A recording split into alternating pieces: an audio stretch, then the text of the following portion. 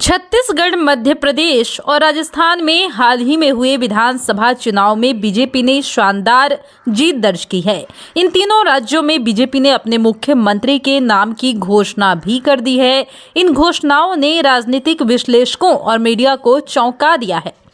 छत्तीसगढ़ में बीजेपी ने विष्णुदेव साय को अपना मुख्यमंत्री बनाया है। विष्णुदेव साय एक आदिवासी नेता है और वो पहली बार विधायक चुने गए हैं। मध्य प्रदेश में बीजेपी ने मोहन यादव को मुख्यमंत्री बनाया है। मोहन यादव एक ओबीसी नेता हैं और वो 3 बार विधायक रह चुके हैं। राजस्थान में बीजेपी ने भजन लाल शर्मा को मुख्यमंत्री बनाया है। भजन लाल शर्मा एक ब्राह्मण नेता है और वो 2 बार विधायक रह चुके हैं।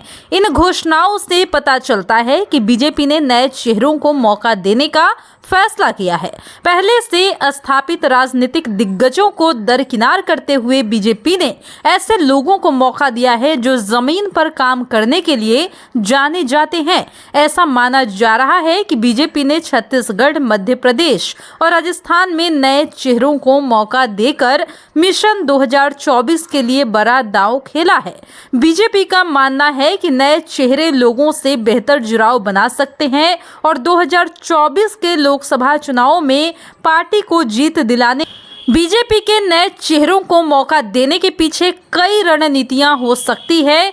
एक रणनीति यह भी हो सकती है कि बीजेपी नए चेहरों को सामने लाकर लोगों को यह दिखाना चाहती है कि वह बदलाव के लिए प्रतिबद्ध है। बीजेपी यह संदेश देना चाहती है कि वह केवल पुराने चेहरों पर निर्भर नहीं रहना चाहती, बल्कि नए चेहरों को भी मौका देना चाहती है। दूसरी रणनीति यह हो सकती है कि बीजेपी नए चेहरों को आगे बढ़ाकर पार्टी की छवि को ताजा करना चाहती है। बीजेपी यह चाहती है कि पार्टी की छवि पुरानी और रूढ़िवादी ना लगे, बल्कि वह युवा और आधुनिक लगे। तीसरी रणनीति ये हो सकती है कि बीजेपी नए चेहरों को आगे बढ़ाकर पार्टी को मजबूत करना चाहती है। बीजेपी का मानना है कि नए चेहरे पार्टी में नए रक्त का संचार करेंगे और पार्टी को और अधिक मजबूत बनाएंगे। छत्तीसगढ़ में बीजेपी ने जैसे ही आदिवासी नेता विष्णुदेव साय को सीएम बनाने का ऐलान किया, वैसे ही ये तस्वीर साफ हो गई कि पार्टी 2024 के लोकसभा चुनावों के गणित को अभी से सुलझाने में जुट गई है। यहाँ बीजेपी ने ओबीसी और सामान्य वर्ग से 2 डिप्टी सीएम भी बनाए, यानी कि 2024 के लोकसभा चुनाव में बीजेपी ने एक तीर से आदिवासी, ओबीसी और सामान्य वर्ग का वोट भेदने की कोशिश की है।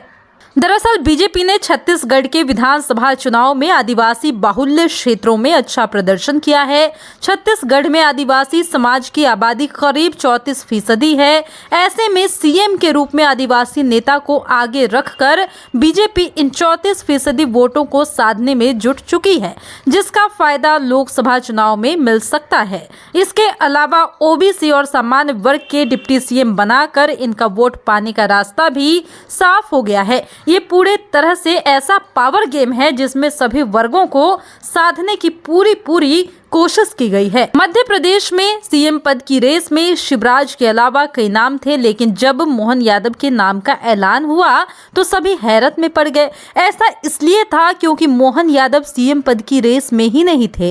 ऐसे में बीजेपी ने ये फैसला क्यों लिया होगा, ये सवाल सभी के मन में था। जानकार मानते हैं कि साल 2024 में लोकसभा चुनावों को ध्यान में रखते हुए बीजेपी ने ये तमाम फैसला किया है, क्योंकि इससे मध्य प्रदेश, हरियाणा और यूपी, बिहार में यादव वोट सधेंगे। केवल मध्य प्रदेश में ही ओबीसी की आबादी करीब 51% है। वहीं मोहन को आगे रखकर बीजेपी यूपी, बिहार में ये संदेश देना चाहती है कि वह यादवों के बारे में भी सोचती है। अभी तक यूपी, बिहार में सपा और आरजेडी यादव वोटों पर कब्जा जमाकर बैठती थी, लेकिन बीजेपी का ये दांव लोकसभा चुनाव में इन दोनों पार्टियों को नुकसान पहुंचा सकता है और उनके वोट बैंक में सेंध भी लगा सकता है। यहाँ ये भी ध्यान रखना जरूरी है कि यूपी बिहार में यादवों की आबादी 10 से 12% है। हरियाणा में भी यादवों की अच्छी खासी आबादी है। ऐसे में मोहन यादव को सीएम बनाकर पार्टी मध्य प्रदेश, हरियाणा, यूपी और बिहार में एक बड़े वोट बैंक को भेजने की तैयारी में दिखाई दे रही है। इसके अलावा मध्य प्रदेश में मोहन को सीएम बनाकर बीजेपी ने ये संदेश दिया है कि पार्टी में भले ही आप कितने भी बड़े कद के नेता हो, लेकिन पार्टी का फैसला सर्वोपरि है। जो भी पार्टी के हित में होगा उस फैसले को बिना किसी की परवाह किए लिया जाएगा और साथ ही शिवराज को सीएम न बनाना इसी प्रक्रिया का हिस्सा है। राजस्थान में बीजेपी ने भजन लाल शर्मा के नाम पर अपनी मुहर लगा दी। हैरानी की बात यह है कि भजन लाल 2023 के विधानसभा चुनाव में जीतकर पहली बार विधायक बने हैं। वह संगठन में तो लंबे समय से अहम भूमिका निभा ही रहे थे, लेकिन विधायक पहली बार ही बने। ऐसे में उनको सीएम बनाना बड़े बड़े विश्लेषकों के भी गले नहीं उतरा।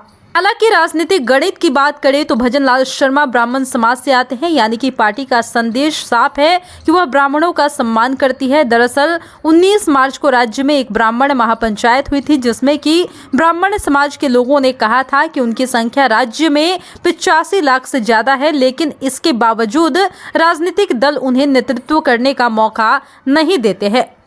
इस महापंचायत में बीजेपी के तमाम बड़े नेता और केंद्रीय मंत्री भी शामिल हुए थे। ऐसे में बीजेपी ने अपने सीएम पद के फैसले से ब्राह्मणों की नाराजगी भी दूर कर दी है और 2024 के चुनाव के लिए स्वर्णों के वोट पाने का रास्ता भी साफ कर दिया है। यहाँ ये भी जानना जरूरी है कि राजस्थान की करीब 50 सीटें ऐसी है जहाँ पर ब्राह्मण वोट काफी प्रभावित करता है। इस बार बीजेपी से कई ब्राह्मण चेहरे जीत कर भी आए हैं। ऐसे में स्वर्णों को सीएम फेस देकर लोकसभा चुनाव की पटकथा लिखने का काम भी शुरू हो चुका है।